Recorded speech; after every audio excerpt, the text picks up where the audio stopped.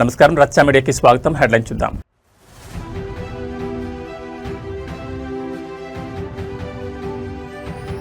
యోగాంధ్ర 2026కు సర్వం సిద్ధం. 1 కోటి మంది భాగస్వామ్యమే లక్ష్యంగా ఏపీ సర్కార్ భారీ కసరత్తు.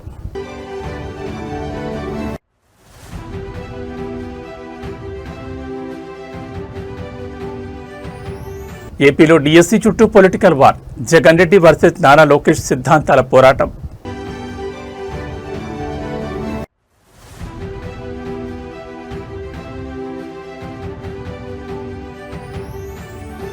రామానంద తీర్థ మెమోరియల్ స్కూల్లో కేటీఆర్ సందడి. విద్యార్థులకు ఉచిత పుస్తకాల పంపిణీ.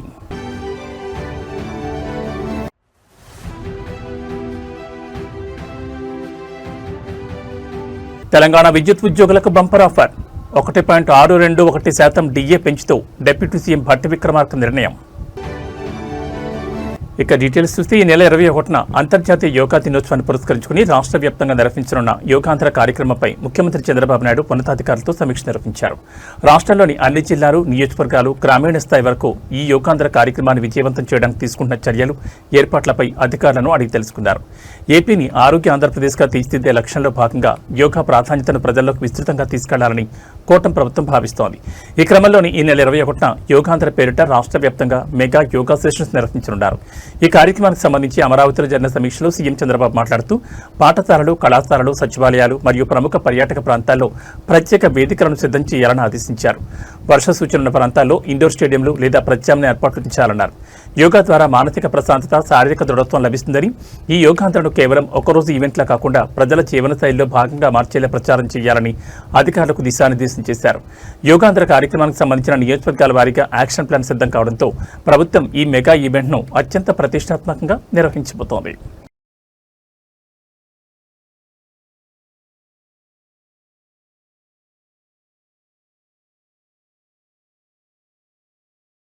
ఏపీలో డిఎస్సీ నియామకాల చుట్టూ సాగుతున్న మాటల యుద్ధం ఇప్పుడు జగన్ రెడ్డి వర్సెస్ నారా లోకేష్ సిద్ధాంతాల పోరాటంగా మారింది.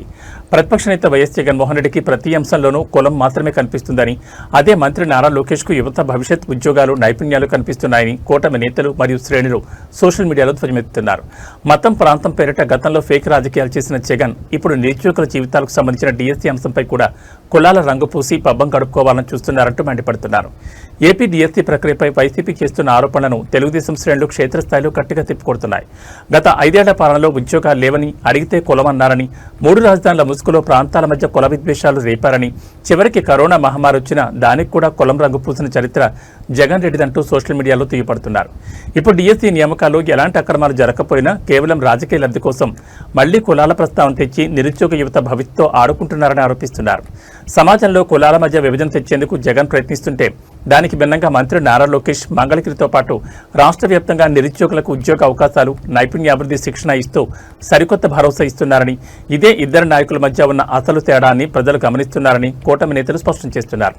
ప్రజలకు అన్నీ తెలుసని, అందుకే 2024 ఎన్నికల తీర్పులో జగన్ రెడ్డి మార్కు విభజన రాజకీయాలకు చెక్ పెట్టారని కూటమి శ్రేణులు గుర్తు చేస్తున్నారు.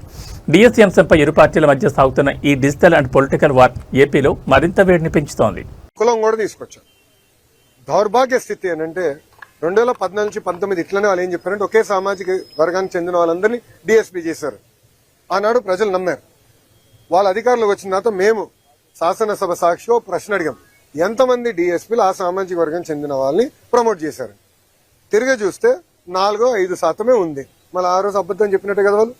ఇప్పుడు కావాలని ఒక పెయిడ్ బ్యాచ్ పెట్టుకున్నాడు. ఒక రిటైర్డ్ పనికిమాల ఐఏఎస్ ఆఫీసర్, ఆయన రాష్ట్రానికి ఎలాంటి పని చేయని వ్యక్తిని తీసుకొచ్చి పెట్టి ఒకే సామాజిక వర్గానికి చెందిన వాళ్ళందరికీ స్పోర్ట్స్ కోటా కింద ఇస్తానన్నారు.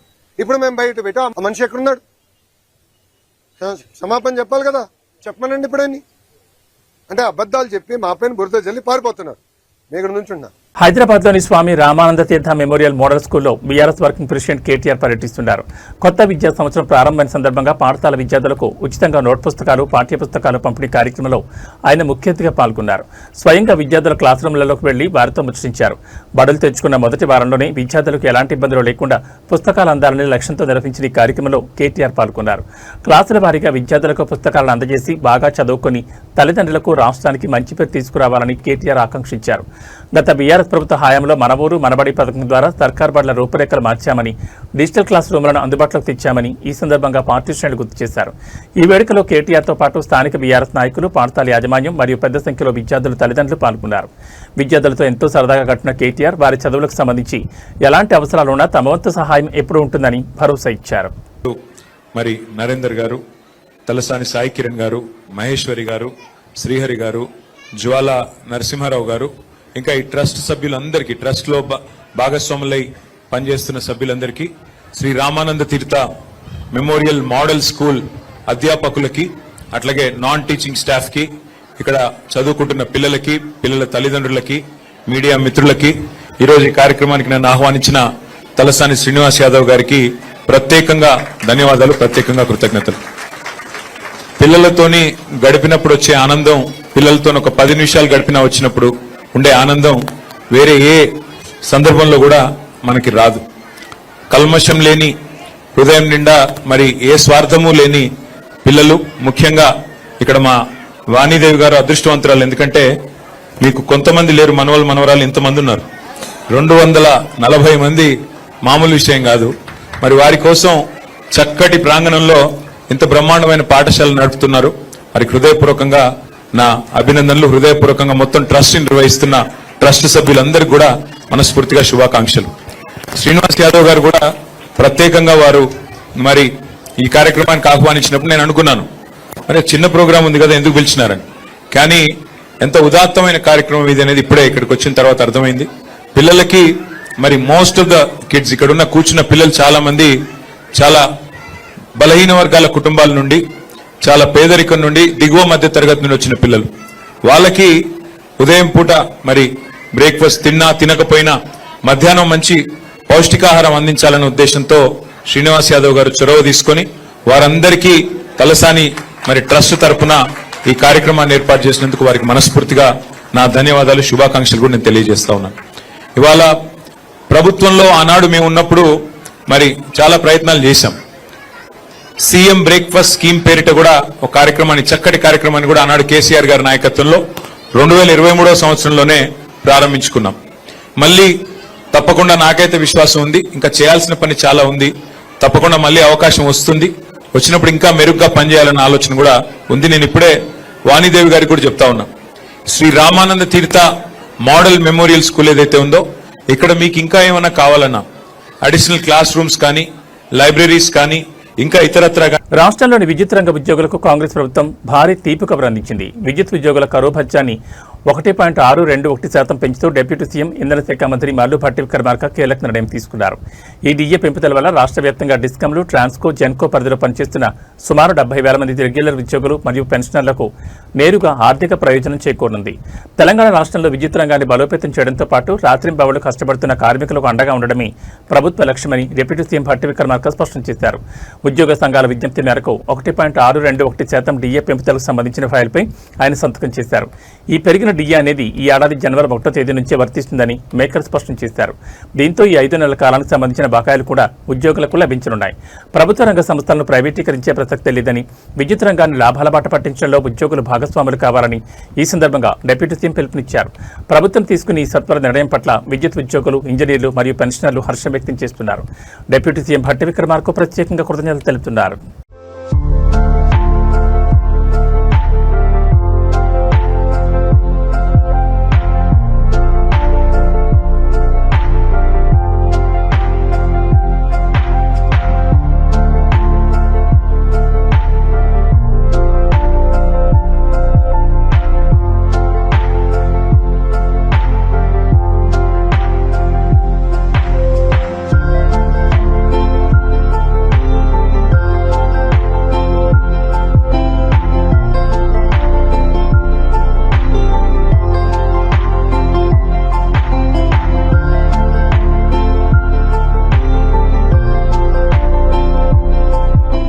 ఫ్రాన్స్ రాజధాని ప్యారిస్లో భారత ప్రధాని నరేంద్ర మోడీకి ప్రభాత భారతీయులు అపూర్వ స్వాగతం పలికారు. ప్రధాని మోడీ పర్యటనను పురస్కరించుకుని ఇండియన్ డయాస్పోరా ఆధ్వర్యంలో అక్కడ నివసిస్తున్న భారతీయులు భారీ సంఖ్యలో తరలివచ్చారు. ప్రధాని నరేంద్ర మోడీని నేరుగా చూసేందుకు, ఆయనతో కరచాలనం చేసేందుకు ప్యారిస్లో ఉన్న భారతీయ సమాజం ఎంతో ఆసక్తి చూపించింది. ప్యారిస్ నగరంలో ప్రధాని మోడీకి లభించిన స్వాగతం అంతర్జాతీయ మీడియాలో సైతం హాట్ టాపిక్గా మారింది. మోడీ వస్తున్నారనే సమాచారంతో మహిళలు, చిన్నపిల్లలు, వృద్ధులు సైతం సాంప్రదాయ దుస్తుల్లో మోడీని కలవడానికి గంటల ముందే వేచి చూశారు. ప్రధాని వేదిక వద్దకు రాగానే ఒక్కసారిగా భారత్ మాతాకి జై, మోడీ మోడీ నినాదాలతో ఆ ప్రాంతం మారుమోగిపోయింది. ప్రధాని మోడీ కూడా ప్రజల మధ్యకు వచ్చి చిన్నారులకు ఆటోగ్రాఫ్లు ఇస్తూ అభిమానులతో సెల్ఫీలు దిగుతూ సందడి చేశారు. ఈ సందర్భంగా ప్రధాని మాట్లాడుతూ భారత్, ఫ్రాన్స్ దేశాలను సాంస్కృతికంగా, ఆర్థికంగా మరింత దగ్గర చేయడానికి ప్యారిస్లోని ప్రభాత భారతీయులు చేస్తున్న నిరంతర ప్రయత్నాలు నన్ను ఎంతగానో ఆకట్టుకున్నాయని, వారిని చూసి దేశం గర్విస్తోందని ప్రశంసించారు. ప్రధాని మోడీ ప్యారిస్ పర్యటన రెండు దేశాల మధ్య వ్యూహాత్మక బంధాన్ని పెంచడమే కాకుండా విదేశాల్లో ఉన్న భారతీయుల్లో సరికొత్త దేశభక్తిని, ఉత్సాహాన్ని నింపిందని చెప్పొచ్చు.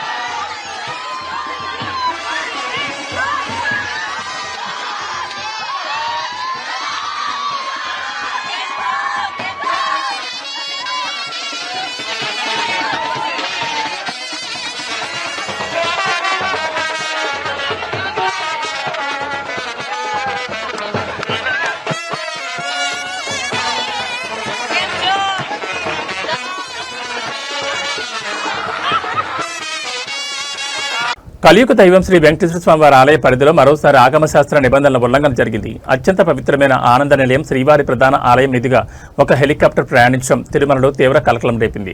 శ్రీవారి ఆలయంపై నుంచి ఎలాంటి విమాన లేదా హెలికాప్టర్ సంచారం ఉండకూడదని స్పష్టమైన నియమాలు ఉన్నప్పటికీ ఈ ఘటన ఎలా జరిగిందంటూ భక్తులు, అర్చకులు తీవ్ర ఆగ్రహం వ్యక్తం చేస్తున్నారు. తిరుమల కొండలపై ఉన్న శ్రీవారి ఆలయానికి ఒక ప్రత్యేకమైన ఆధ్యాత్మిక భద్రతా రక్షణ వలయం ఉంది. ఆగమశాస్త్ర నిబంధనల ప్రకారం స్వామివారి గర్భాలయం, దివ్య విమాన గోపురం మీదుగా ఎలాంటి పక్షి గాని, మానవ నిర్మిత వాహనాలు గాని వెళ్లకూడదు. ఇది తిరుమల పవిత్రతకు భంగం కలిగించమేనని పండితులు చెబుతుంటారు. అయితే తాజాగా తిరుమల ఆకాశంలో ప్రత్యక్షమైన ఒక హెలికాప్టర్ నేరుగా శ్రీవారి ఆలయ పరిసరాల మీదుగా దూసుకెళ్లింది. దీన్ని గమనించిన స్థానికులు, భక్తులు తమ మొబైల్ ఫోన్లలో దృశ్యాలను రికార్డు చేశారు. తిరుమలను అధికారికంగా నో ఫ్లై జోన్గా ప్రకటించాలని దశాబ్దాలుగా డిమాండ్స్ ఉన్నప్పటికీ నిరంతరం ఇలాంటి ఘటనలు పునరావృతమవడంపై టీటీడీ విజిలెన్స్ మరియు వైమానిక అధికారుల సమన్వయ లోపం స్పష్టంగా కనిపిస్తోందని భక్తులు మండిపడుతున్నారు. ఈ ఘటనపై తిరుమల తిరుపతి దేవస్థానం ఉన్నతాధికారులు తక్షణమే స్పందించి అది ఏ హెలికాప్టర్, ఏ మార్గం ద్వారా వచ్చింది అనే అంశాలపై విచారణ జరిపి భక్తులకు స్పష్టత ఇవ్వాలని డిమాండ్లు వ్యక్తమవుతున్నాయి.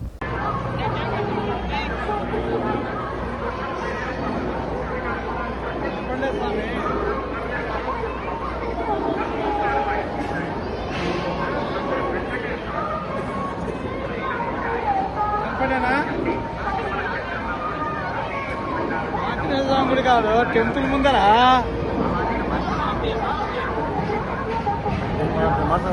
హలో హారతి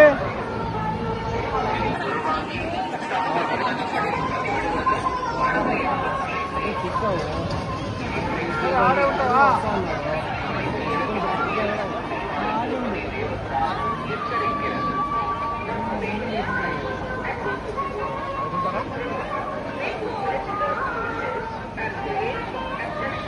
విద్యాశాఖ మంత్రి నారా లోకేష్ విసిరిన సవాల్పై వైఎస్ఆర్సీపీ మహిళా బ్రిగేడ్ నేరుగా రంగంలో దిగింది. డిఎస్సీలో జరిగిన అక్రమాల నిబంధనల ఉల్లంఘనలపై లైవ్ డిబేట్కు తాము సిద్ధమంటూ వైసీపీ మహిళా నేతలు సంచలన ప్రకటన చేశారు. తాడేపల్లిలోని భరతమాత విగ్రహం వద్దకు చేరుకున్న పార్టీ ముఖ్య మహిళా నేతలు లక్ష్మీపార్వతి, శ్యామల, నాగమల్లేశ్వరి, చెమ్మలమడక నాగమణి మరియు మంజరి చౌదరి మంత్రి లోకేష్తో ముఖాముఖి చర్చకు అక్కడే బైఠాయించారు. కూటమి ప్రభుత్వం ప్రతిష్టాత్మకంగా చేపట్టిన డిఎస్సీ ప్రక్రియలో భారీగా అక్రమాలు జరిగాయంటూ వైసీపీ ఆరోపిస్తుండగా మంత్రి లోకేష్ దాన్ని తీవ్రంగా ఖండించిన సంగతి తెలిసిందే. ఈ క్రమంలో తాడేపల్లిలో ప్రెస్ మీట్ పెట్టిన లోకేష్ జగన్కు సవాల్ విసరగా దానికి వైసీపీ మహిళా శ్రేణులు గట్టిగా కౌంటర్ ఇచ్చారు. భరతమాత విగ్రహం వద్ద మీడియా ముఖంగా మాట్లాడిన లక్ష్మీ పార్వతి మరియు శ్యామల, లోకేష్ స్థాయికి మా నేత వైఎస్ జగన్మోహన్ రెడ్డి రావడం అవసరం లేదని, విద్యాశాఖ మంత్రిగా లోకేష్కు దమ్ముంటే నేరుగా తమతో చర్చకు రావాలని సవాల్ విసిరారు. నిరుద్యోగుల జీవితాలతో కూటమి ప్రభుత్వం ఆడుకుంటోందని, నోటిఫికేషన్ల నుంచి నియామకాల వరకు జరిగిన ప్రతి లోపాన్ని తాము సాక్ష్యాలతో సహా నిరూపిస్తామని, లోకేష్ వచ్చే వరకు తాము అక్కడే వేచి ఉంటామని స్పష్టం చేయడంతో తాడేపల్లి పరిసరాల్లో రాజకీయం ఒక్కసారిగా వేడెక్కింది. వైసీపీ మహిళా నేతల సవాల్పై అటు కూటమి శ్రేణులు మరియు మంత్రి నారా లోకేష్ కార్యాలయం ఏ విధంగా స్పందిస్తుందనేది ఇప్పుడు ఏపీ రాజకీయాల్లో ఉత్కంఠ రేపుతోంది. అరే బాబు లోకేష్, నీ మాటలు వింటా ఉంటే నవ్వు వస్తూ ఉందిరా. వచ్చి ఇక్కడ జగన్ గారి మీద ఒక పెద్ద సవాలు విసిరి వెళ్ళిపోయావు కదా. మహిళల్ని జగన్ గారు అవమానం చేశారా? భారతి గారు చెప్పాలా సమాధానం? ఆయన పిల్లలు చెప్పాలా? మరి మహిళల మీద మీరు ఇప్పటి వరకు చేస్తున్న ట్రోలింగ్స్ మేమందరం కూడా దాంట్లో బాధితులమే కదా.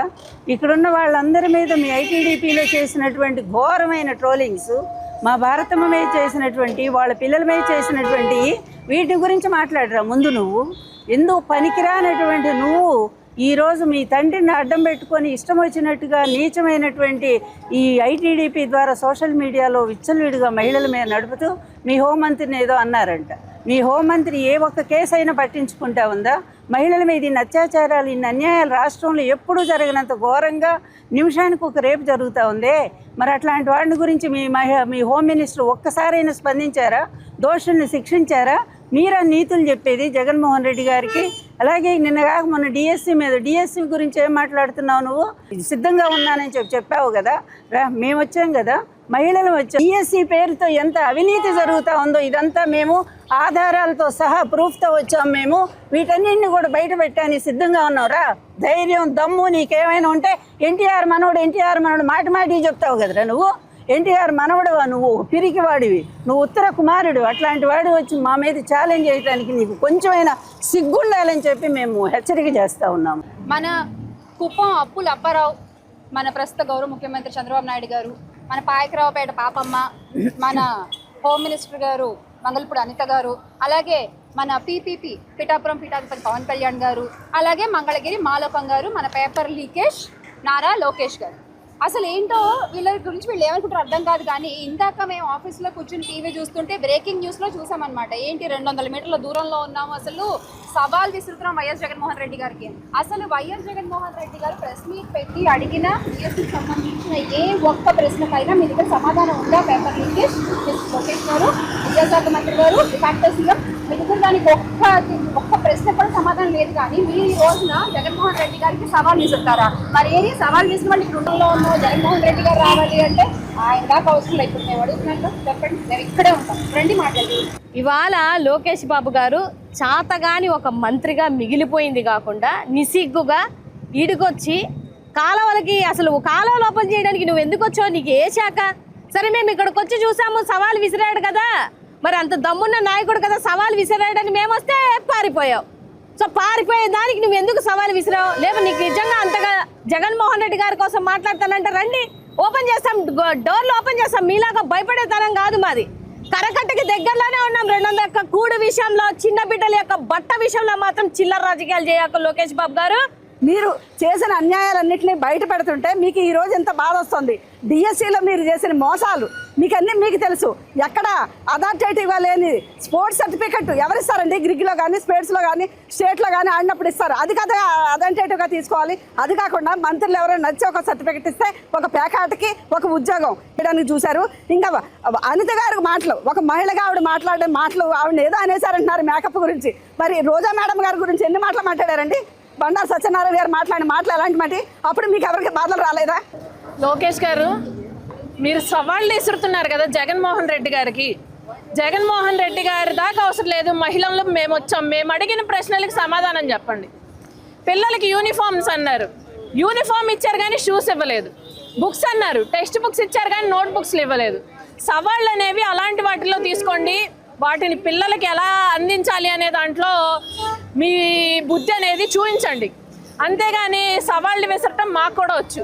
ఇప్పుడు అనిత గారి విషయం వస్తే మేమేం మాట్లాడుతున్నాం? అమ్మా అనిత గారు, మీ మేకప్ మీద ఉన్న శ్రద్ధ కాస్త సమాజం మీద పెట్టండి అని చెప్పి అడుగుతున్నాం. దాన్ని నల్గొండ పట్టణంలో ఇటీవల తీవ్ర కలకలం రేపిన తెలుగుదేశం పార్టీ వ్యవస్థాపకుడు మాజీ ముఖ్యమంత్రి ఎన్టీఆర్ విగ్రహం దహనం కేసు మిస్టరీని పోలీసులు ఛేదించారు.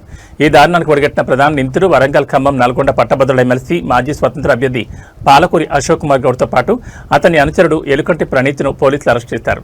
సమాజంలో అలజడి సృష్టించి శాంతి భద్రతలకు విఘాతం కలిగించాలనే కుట్రతోనే వీరు ఈ పని చేసినట్టు తేలింది. వీరిపై కఠినమైన పీడీ యాక్ట్ కింద కేసు నమోదు చేశారు. జూన్ 6వ తేదీ తెల్లవారుజామున సుమారు 3 గంటల 45 నిమిషాల సమయంలో హైదరాబాద్ రోడ్లోని ఎన్జీ కాలేజ్ సమీపంలో ఉన్న ఎన్టీఆర్ విగ్రహానికి గుర్తు తెలియని వ్యక్తులు నిప్పుపెట్టారు. ఈ ఘటనపై విస్తృత దర్యాప్తు చేపట్టిన 2 టౌన్ పోలీసులు వందలాది సీసీటీవీ కెమెరాలను చెరడిపట్టారు. ఈ క్రమంలో నిందితుడు అశోక్ కుమార్ గౌడ్కు చెందిన బలేనో కారు ఆ సమయంలో అనుమానాస్పదంగా తిరిగినట్లు గుర్తించారు. సాంకేతికంగా ఆధారాల సహాయంతో నిందితులను అదుపులోకి తీసుకోగా షాకింగ్ నిజాలు బయటపడ్డాయి. ప్రైవేట్ కాలేజీలో అధ్యాపకుడిగా పనిచేస్తూ కోచింగ్ సెంటర్ నడుపుతున్న అశోక్ సార్ కేవలం సమాజంలో ప్రాంతీయ రాజకీయ విద్వేషాలు రెచ్చగొట్టడానికి ఈ కుట్రకు తెరలేపినట్లు ఎస్పీ శరత్చంద్ర పవార్ తెలిపారు. ముందస్తు ప్లాన్ ప్రకారం విగ్రహంపై దుప్పట్లు కప్పి పెట్రోల్ పోసి నిప్పంటించి కారులో పరారయ్యారు. రాష్ట్రంలోని మరికొన్ని ప్రాంతాల్లోనూ ఇలాంటి దాడులకు వీరు స్కెచ్ వేసినట్లు విచారణలో తేలింది. చదువుకున్న వ్యక్తులే ఇలాంటి హీనమైన రాజకీయ విద్వేషపూరిత నేరాలకు పాల్పడడం స్థానికంగా తీవ్ర చర్చనీయాంశంగా మారింది. నిందితుల నుంచి నేరానికి వాడిన కారు, మొబైల్ ఫోన్లను పోలీసులు స్వాధీనం చేసుకున్నారు.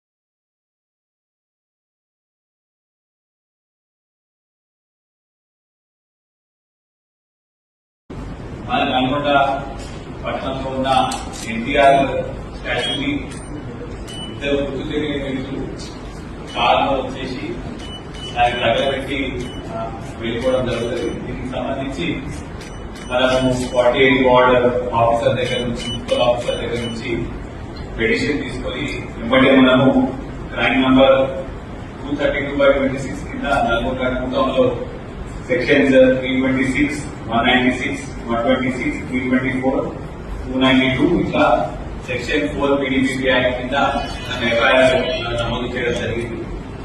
దీనికి సంబంధించి ఏఎస్పీ నల్గొండ గారి ఆధ్వర్యంలో స్పెషల్ గా నల్గొండ కుటుంబ సిఐ గారి సిసిఎస్ నుంచి టీమ్స్ పెట్టి హైదరాబాద్ ఆర్టీసీ క్రాస్ రోడ్స్ లోని బస్ భవన్ వద్ద ఆర్టీసీ రిటైర్డ్ ఉద్యోగులు భారీ ఎత్తున ఆందోళన దిగారు.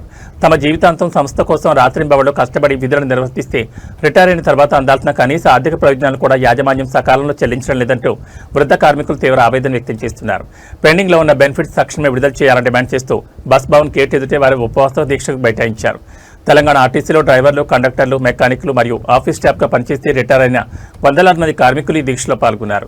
తాము ఉద్యోగ విరమణ పొంది నెలలు, ఏళ్లు గడుస్తున్నా సంస్థ నుంచి రావాల్సిన సెటిల్మెంట్లు పెండింగ్లోనే పెట్టారని వారు ఆరోపిస్తున్నారు. వృద్ధాప్యంలో వచ్చే అనారోగ్య సమస్యల వల్ల మందులు కొనడానికి, ఇళ్లు అద్దెలు కట్టడానికి మరియు పిల్లల పెళ్లిళ్లకు కూడా డబ్బులు లేక అప్పుల పాలవుతున్నామని కన్నీరు మున్నీరవుతున్నారు.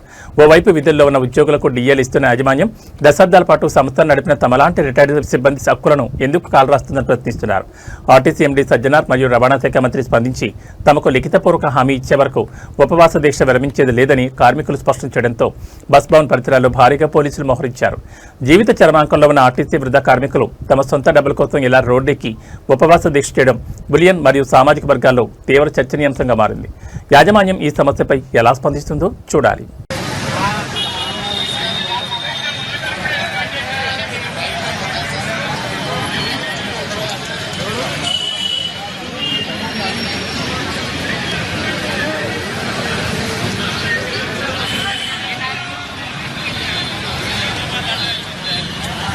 Box office hit machine Anil Ravipudi దర్శకత్వంలో వ్యక్తిది వెంకటేష్, నందమూరి కళ్యాణ్ రామ్ కాంబినేషన్లో ఎంతో ప్రతిష్టాత్మకంగా తెరకెక్కనున్న భారీ మల్టీస్టారర్ చిత్రం ఈరోజు పూజా కార్యక్రమాలతో అధికారికంగా ప్రారంభమైంది.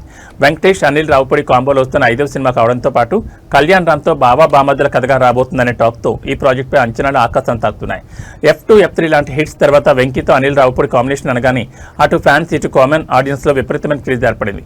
ఈ క్రేజీ ప్రాజెక్టులో గ్లామర్ అండ్ పర్ఫార్మెన్స్ యాడ్ చేస్తూ స్టార్ హీరోయిన్ కీర్తి సురేష్ మరియు యంగ్ బ్యూటీ కృతి శెట్టి కథానాయకులుగా నటిస్తున్నారు.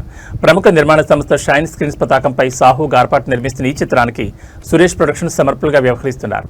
జీ స్టూడియోస్ భాగస్వామ్యంతో వస్తున్న ఈ సినిమాకు నేషనల్ అవార్డు విన్నర్ జీవి ప్రకాష్ కుమార్ సంగీతాన్ని అందిస్తున్నారు. ఈ రోజు జరిగిన పూజ ముహూర్త వేడుకకు టాలీవుడ్ ప్రముఖులు హాజరై చిత్ర యూనిట్కు బెస్ట్ విషెస్ తెలిపారు. జూన్ 22 నుంచి ఈ సినిమా రెగ్యులర్ షూటింగ్ శరవేగంగా ప్రారంభం కానుంది. Anil Ravipudi mark fun, action, emotions కలబోతున్న ఈ క్లీన్ ఫ్యామిలీ ఎంటర్టైనర్ను రాబోయే 2027 సంక్రాంతి పండుగ కానుకగా ప్రపంచవ్యాప్తంగా విడుదల చేయడానికి మేకర్స్ ప్లాన్ చేస్తున్నారు.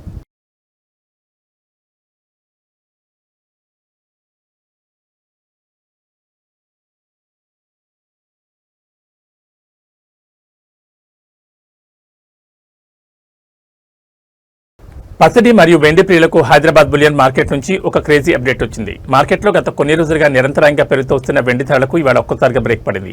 కేజీ వెండి ధరపై ఏకంగా 5,000 రూపాయలు తగ్గింది. మరోవైపు పసిడి ధరలు మాత్రం ఎలాంటి మార్పు లేకుండా స్థిరంగానే కొనసాగుతున్నాయి. హైదరాబాద్ బులియన్ మార్కెట్లో ఇవాళ వెండి ధరలు భారీగా దిగొచ్చాయి. కేజీ సిల్వర్ రేటు 5,000 మేర క్షీణించి ప్రస్తుతం 2,70,000 రూపాయల వద్ద ట్రేడ్ అవుతోంది. వెండి కొనుగోలు చేయాలనుకునే వారికి ఇది ఒక మంచి అవకాశంగా మార్కెట్ నింపుతున్నట్టు చెప్తున్నారు. ఇక బంగారం ధరల విషయానికి వస్తే అంతర్జాతీయ మార్కెట్ ప్రభావంతో పసిడి ధరలు స్థిరంగా ఉన్నాయి. 24 క్యారెట్ల స్వచ్ఛమైన 10 గ్రాముల బంగారం ధర 151,100 రూపాయలుగా కొనసాగుతోంది. అదేవిధంగా ఆభరణాల తయారీకి ఉపయోగించే 22 క్యారెట్ల 10 గ్రాముల బంగారం ధర 138,500 రూపాయల వద్ద స్థిరంగా కొనసాగుతోంది. తెలుగు రాష్ట్రాల్లోని వివిధ నగరాలు, స్థానిక జ్యువెలరీ మార్కెట్లను బట్టి ఈ ధరల్లో స్వల్ప మార్పులు ఉండొచ్చని బులియన్ వ్యాపారులు స్పష్టం చేస్తున్నారు.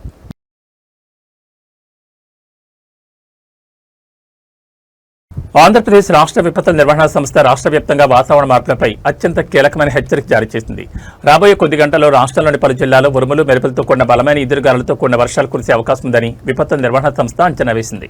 ముఖ్యంగా తిరుపతి జిల్లాలోని నెల్లూరు సరిహద్దు ప్రాంతాలతో పాటు అంతరిక్ష కేంద్రం ఉన్న షార్ పరిసర ప్రాంతాలకు అధికారులు ఆరెంజ్ అలర్ట్ జారీ చేశారు.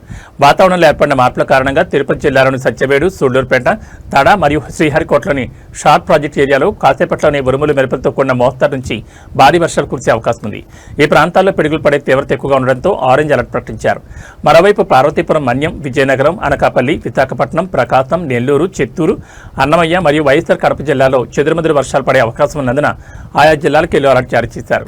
వర్షం కురిసే సమయంలో ఎట్టి పరిస్థితుల్లోనూ బహిరంగ ప్రదేశాల్లో ఉండొద్దని, ముఖ్యంగా పొలాల్లో ఉండే రైతులు, కూలీలు మరియు పశువుల కాపర్లు చెట్ల కింద, విద్యుత్ స్తంభాల కింద నిలబడకూడదని విపత్తు నిర్వహణ సంస్థ ఎండీ ప్రఖర్ ఖచ్చితమైన ఆదేశాలు జారీ చేశారు. ఋతుపవనాల కదలికల వల్ల ఈదురుగాలులు బలంగా వీసే అవకాశం ఉన్నందున ప్రయాణంలో ఉన్నవారు కూడా అప్రమత్తంగా ఉండాలని అధికారులు కోరుతున్నారు.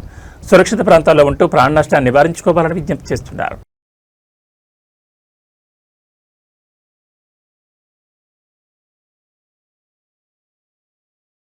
శంషాబాద్ ఎయిర్పోర్ట్ ప్రధాన రహదారిపై హైదరాబాద్ ఎక్సైజ్ టాస్క్ ఫోర్స్ అధికారులు ఆకస్మికంగా విస్తృత తనిఖీలు నిర్వహించారు. ఇతర రాష్ట్రాల నుంచి వచ్చే ప్రయాణికుల వాహనాలను ప్రత్యేకంగా లక్ష్యంగా చేసుకుని క్షుణ్ణంగా పరిశీలించారు. ఈ తనిఖీల సందర్భంగా ఎక్సైజ్ సుంకాన్ని ఎగవేసి గోవా నుంచి హైదరాబాద్కు అక్రమంగా తరలిస్తున్న మద్యం నిల్వలను అధికారులు గుర్తించి స్వాధీనం చేసుకున్నారు. నిబంధనలకు విరుద్ధంగా మద్యం రవాణా చేస్తున్న వ్యక్తులపై కేసులు నమోదు చేసి దర్యాప్తు ప్రారంభించినట్లు అధికారులు వెల్లడించారు. ఇతర రాష్ట్రాల నుంచి అక్రమంగా మద్యం తరలింపునకు పూర్తిగా అరికట్టేందుకు ఇలాంటి ప్రత్యేక తనిఖీలు నిరంతరం కొనసాగిస్తామని హైదరాబాద్ ఎక్సైజ్ టాస్క్ ఫోర్స్ అధికారులు స్పష్టం చేశారు. ఈ చర్యలతో అక్రమ మద్యం రవాణాదారులపై ఉక్కుపాదం మోపుతున్నట్లు అధికారులు పేర్కొన్నారు.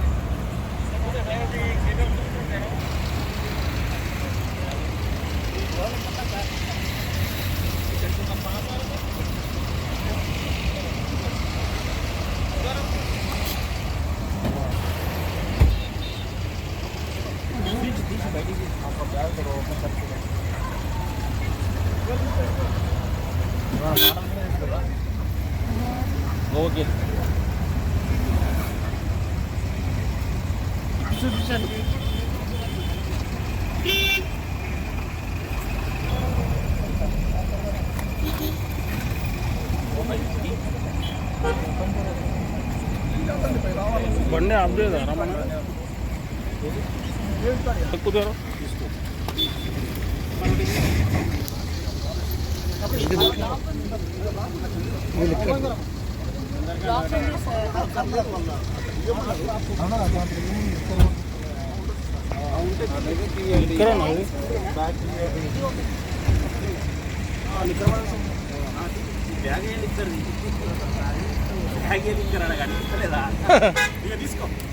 ఓకే ఓకే సార్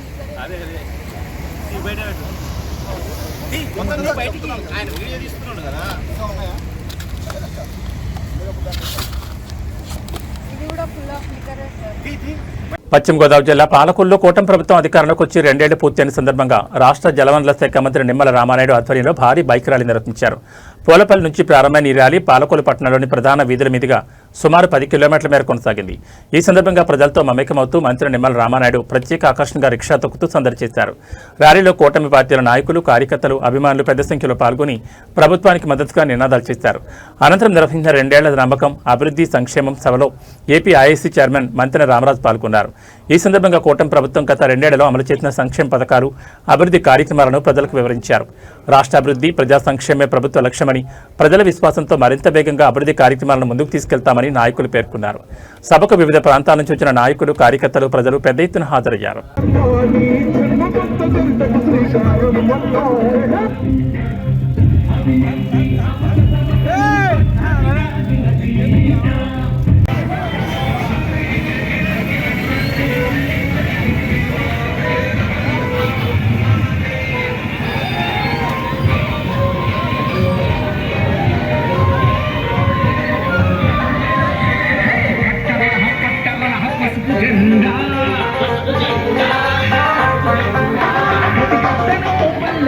ఎగిరే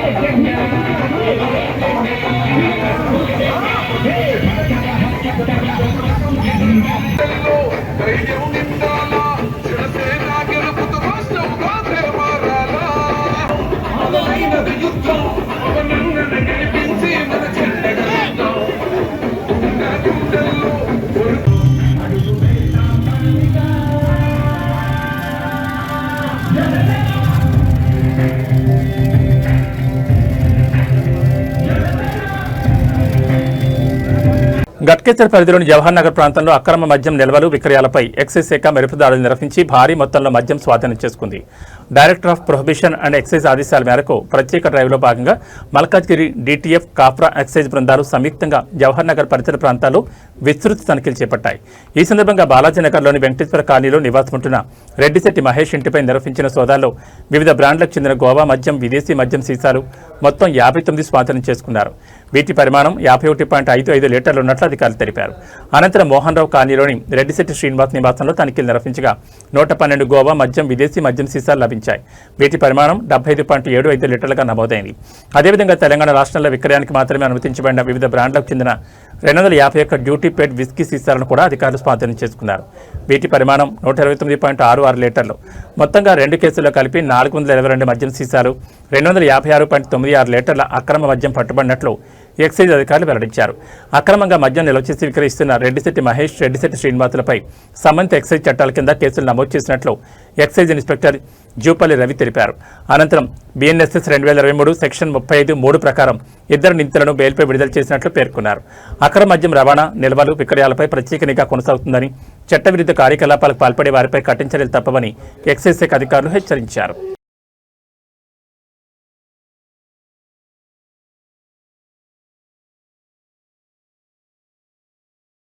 ఏబీ బులెటిన్ విశేషాలు. నమస్కారం.